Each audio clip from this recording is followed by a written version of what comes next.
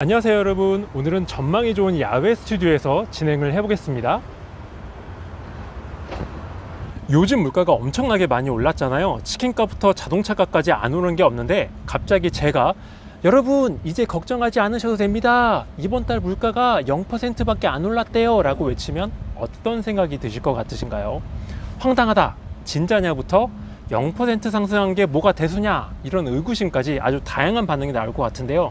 실제로 미국에서는 이런 논쟁이 뜨겁게 펼쳐지고 있습니다. 미국의 7월달 물가 상승률이 0%를 기록을 했는데요. 공화당 지지자들, 심지어 공화당 일부 의원들까지 가세해서 이 0% 찍은 게 조작이 아니냐, 이런 논쟁을 펼치고 있어요. 이들의 논리는 이렇습니다. 7월달에 0%, 즉 물가가 하나도 오르지 않았다면 6월달에 기록했던 8.5%가 그대로 유지가 돼서 7월달 물가 상승률도 8.5%를 찍어야지 정상이지 어떻게 0%로 뚝 떨어진 게 정상이냐라는 것이에요. 이들은 바이든이 또 민주당이 이 떨어진 지지율을 만회하기 위해서 통계 수치를 조작한 거 아니냐, 이런 의구심을 가지고 있습니다. 아닌 게 아니라 바이든은 0% 발표가 나오자마자 드디어 자신의 경제정책이 먹히기 시작했다면서 자화자찬하는 트윗을 올리기까지 했습니다. 그런데 재미있는 것은 이 0%로 떨어졌다는 발표에 공화당 지지자들 뿐만이 아니라 대부분의 미국 국민들이 시큰둥한 반응을 보였다는 겁니다. 신라면을 예로 들어서 설명을 드릴게요. 자, 이거는 신라면 가격이고요.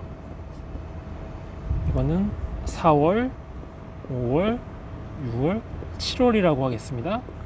그리고 밑에는 물가 상승률, 즉 신라면 물가 상승률이라고 해볼게요. 마찬가지로 4, 5, 6, 7. 4월 달에는 신라면 가격이 500원이었어요. 그러던 게 5월 달에는 550원이 됩니다. 올랐죠. 그러면 등락률로 치면은 10%가 오른 거잖아요. 5월 달에 여기를 10%라고 해볼게요. 그리고 6월 달에는 신라면 가격이 660원이라 올랐다고 칩시다. 660원으로. 그러면은 110원이 올랐으니까 물가 상승률, 신라면 상승률은 20%가 되는 거죠. 올랐죠. 그런데 7월달 신라면 가격은 660원을 찍었다고 해봅시다. 똑같아요, 6월달과. 그러면은 7월달 신라면 가격 상승률은 몇 %가 돼야 맞을까요? 네, 0%죠. 왜냐면 변동이 없으니까.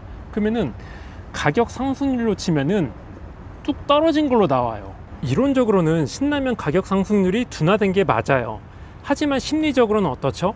상승률이 꺾였다고 해서 신라면 가격이 싸졌다는 생각은 전혀 들지 않습니다. 대신에 신라면 여전히 더럽게 비싸네, 이런 생각만 들 뿐이죠. 왜 이런 현상이 벌어질까요?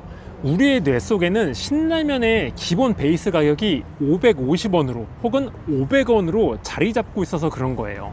따라서 7월달 신라면 가격 상승률은 0%가 아니라 6월 달에 기록했던 이 20%가 그대로 유지되고 있는 그런 기분이 드는 거죠. 대한민국에서 신라면 안 먹어본 사람은 없잖아요. 가난한 사람들 뿐만 아니라 부자들도 여전히 신라면이 비싸다고 생각을 할 겁니다. 삼성그룹 이재용 부회장도 예외가 아닐 거고요. 절대로 신라면이 싸졌다고 생각하지 않습니다. 여러분이 원하신다면 제가 삼성그룹 비서실에 전화를 해서 확인시켜 드릴 수 있어요. 지금 부동산 가격도 같은 맥락입니다. 고점에 비해서 1억, 2억씩 떨어졌지만 여전히 대다수 국민은 싸졌다고 생각을 하지가 않죠.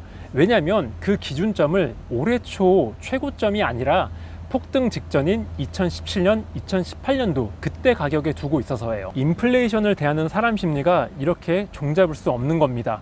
심지어 정치적 성향과도 연관되어 있는 문제라 무수히 많은 논쟁이 발생할 수밖에 없어요. 그렇다면 인플레이션을 정확하게 파악할 수 있는 방법이 있을까요? 있기는 있어요. 전월 대비 그래프와 전년 대비 그래프를 같이 보면은 조금 더 객관적으로 파악할 수가 있습니다. 여기 전월 대비 그래프를 보면 0%를 기록한 게 맞잖아요. 음모론자들이 틀린 게 맞습니다. 하지만 다 틀린 것도 아니에요. 전년 대비 그래프로는 여전히 인플레이션이 높게 유지되고 있으니까요. 방금 전 신라면 가격을 대하는 사람들 심리가 바로 파란 선이라고 보시면 됩니다. 여기서 한 가지 팁을 드리면 0%를 기록한 7월 수치에 너무 환호해서는 안 된다는 거예요. 이 수치는 반드시 8월과 9월에 튀어오를 수밖에 없어요. 지금 0%에 몰두하다 보면 수면 아래 잠겨져 있는 빙산의 아랫부분처럼 잠재적 인플레이션 리스크를 과소평가할 수 있습니다. 절대 긴장을 늦춰서는 안 됩니다. 인플레이션 소식을 들으실 때 또 주의할 점이 있는데요. 바로 언론 보도입니다. 한마디로 인플레이션 팩트를 왜곡 보도하는 기레기들이 많아요. 과거로 돌아가 보죠. 한동안 잊고 살았던 인플레이션이란 단어가 우리에게 다시 들리기 시작한 게 2021년 2월부터였어요. 2월부터 6월까지 과도한 돈풀기로 인한 인플레이션을 걱정하는 기사들이 국내에 넘쳐나기 시작했습니다. 그때 당시 근거로 사용했던 게 바로 이 부분입니다. 뭐 이건 틀린 게 아니에요. 데이터로 증명이 되니까. 하지만 사람들의 인플레이션 분노 게이지가 높아진 지금 기레기들은 7월달 물가 상승률이 0%로 나왔다는 걸 전하기 바쁩니다. 그런데 이게 앞뒤가 안 맞아요. 인플레이션이 심해질 때는 전년 대비 그래프를 쓰고 인플레이션이 조금 사그라드니까 전월 대비 그래프를 썼으니까요. 이게 고물가에 지친 국민들의 분노 게이지를 낮추려고 그런 건지 아니면 바이든과 윤석열의 경제 정책을 돋보이게 하려고 그런 건지 아무튼 자기들 입맛에 유리한 그래프만 선택해서 내보내는 건 문제가 있다고 봅니다. 자, 오늘 내용 정리해 드릴게요. 인플레이션이 한풀 꺾인 건 맞지만 체감상으로는 그리 와닿지 않는다. 와닿지 않는 이유 첫 번째는 우리의 심리적 기준이 물가 오르기 전에 있어서, 두 번째는 전년 대비 그래프로 봤을 때는 여전히 인플레가 높게 유지되고 있어서, 덧붙여서 자신들의 입맛에 맞는 자료만 취사 선택하는 기레기들의 행태도 살펴봤습니다. 결국 여러분이 정치권 논란, 언론 보도에 현혹되지 않고 객관적으로 인플레이션을 파악하는 방법은 뭐다? 전년 대비 그래프, 전월 대비 그래프를 같이 봐라, 이겁니다. 오늘 내용은 여기까지고요. 유익하셨다면 제 채널 구독과 좋아요 부탁드리겠습니다. 저는 다음번 영상으로 찾아뵐게요. 감사합니다.